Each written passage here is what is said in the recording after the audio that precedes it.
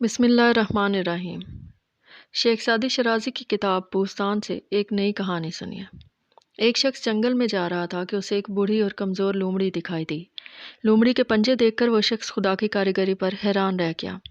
حیران وہ اس بات پر ہو رہا تھا کہ لومڑی کے پنجے شکار کرنے کے قابل ہرگز نہیں تھے۔ اس کے دل میں بار بار یہی خیال آ رہا تھا کہ آخر خدا اس ناکارہ پنجوں والے جانور کو روزی کیسے دیتا ہے۔ اتنے میں اس شخص نے شیر کے دھاڑنے کی آواز سنی۔ وہ درخت پر چڑھ کر یہ سارا تماشا دیکھنے لگا۔ لومڑی ایک جگہ چھپ کر بیٹھ گئی۔ شیر نے ایک نیل گائے کا شکار کیا اور بڑے مزے سے اپنا پیٹ بھرنے لگا۔ جب شیر نے پیٹ بھر کے کھا لیا تو وہ بڑی بے نیازی سے ایک طرف چل دیا۔ لومڑی دبے پاؤں سے چلتی ہوئی شیر کے مارے ہوئے شکار کے قریب پہنچی اور دعوت اڑانے لگی۔ شیر کے کھانے کے بعد بھی لومڑی کے لیے بہت سا گوشت بچ گیا تھا۔ درخت پر چھپ کر بیٹھا ہوا شخص خدا کی قدرت دیکھ کر حیران ہوا اور روزی عطا کرنے والے پروردگار کی کاریگری اس کی سمجھ میں آ گئی۔ پھر اس کے دل میں ایک اور خیال آیا،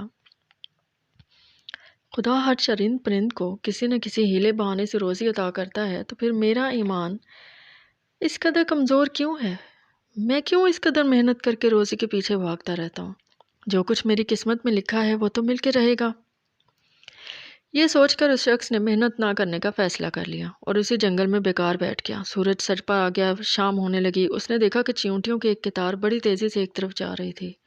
ہر چیونٹی نے اپنے منہ میں کچھ نہ کچھ اٹھا رکھا تھا۔ وہ شخص مزید حیران ہوا اور اپنے آپ سے کہنے لگا، یہ نادان چیونٹیاں آخر اتنی محنت کیوں کر رہی ہیں؟ میرے خیال میں ان کا ایمان بھی بڑا کمزور ہے، ورنہ یہ پاگلوں کی طرح ادھر ادھر ماری ماری نہ پھرتی۔ سورج غروب ہو گیا تو اس شخص کو بھوک ستانے لگی، لیکن وہ بڑے صبر سے ایک جگہ بیٹھا اپنی خوراک کا انتظار کرتا رہا۔ ساری رات اسی انتظار میں گزر گئی۔ بھوک سے وہ اس قدر بے چین تھا کہ رات بھر سو نہ سکا۔ سورج طلوع ہوا تو اس کی حالت غیر ہونے لگی۔ آخر خدا میری روزی کیوں نہیں بھیج رہا؟ مجھے کتنے زور کی بھوک لگی ہوئی، اور خدا تو دلوں کے بھید بھی جانتا ہے، پھر میری حالت سے وہ بے خبر کیوں ہے؟ اس شخص نے اپنے ارد گرد نگاہ دوڑائی تو اسے ایک اور تماشا دکھائی دیا۔ جنگل کے پرندے تک روزی کی تلاش میں مصروف تھے۔ کوئی اڑ رہا تھا، کوئی بھاگ رہا تھا، کوئی شکار کر رہا تھا، کوئی شکار ہو رہا تھا۔ صرف وہ اکیلا ہاتھ پر ہاتھ دھرے بیٹھا تھا۔